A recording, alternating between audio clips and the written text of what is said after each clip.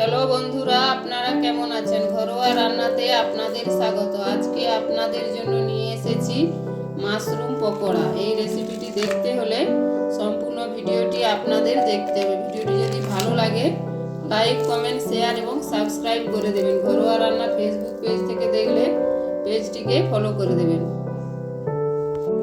দেখুন বন্ধুরা, কিভাবে এই মুচমুচে পকোড়া রেসিপিটি আমি বানাই।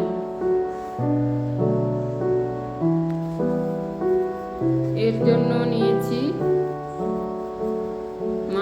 মাশরুমগুলোকে ভালো করে ধুয়ে পরিষ্কার করে নিয়েছি বেসন, কর্নফ্লাওয়ার, নিয়েছি গ্রেট করা পেঁয়াজ, গ্রেট করা আদা, নিয়েছি গ্রেট করা রসুন, হলুদ গুঁড়ো, লঙ্কা গুঁড়ো, নিয়েছি জিরে গুঁড়ো, ভাজা মশলা, নিয়েছি আজওয়ান, লবণ আর তেল। প্রথমে এভাবে মাশরুমগুলোকে ছোট ছোট করে কেটে নিচ্ছি।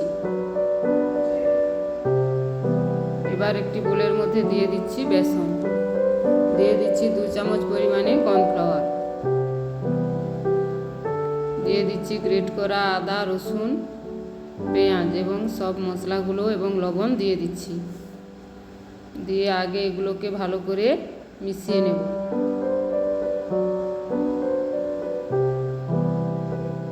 এবার অল্প অল্প করে জল দিয়ে বেসনটাকে এভাবে মাখিয়ে নেব।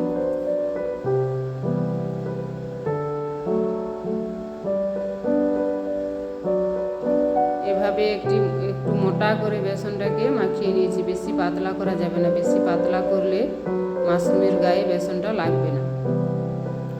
এভাবে বেসনের ব্যাটারটা করে নিয়েছি। এবার মাশরুম নিয়ে এভাবে বেসনে ডুবিয়ে তেলের মধ্যে দিয়ে দিচ্ছি। এই পদ্ধতিতে আপনারা মাশরুমের পকোড়াগুলো করবেন, খুব মজমুচে এবং সুন্দর হবে।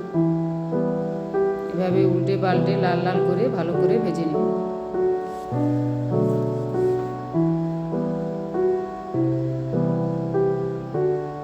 দেখুন বন্ধুরা, এভাবে ভেজে নিয়েছি। বাকিগুলো একইভাবে ভেজে নিচ্ছি।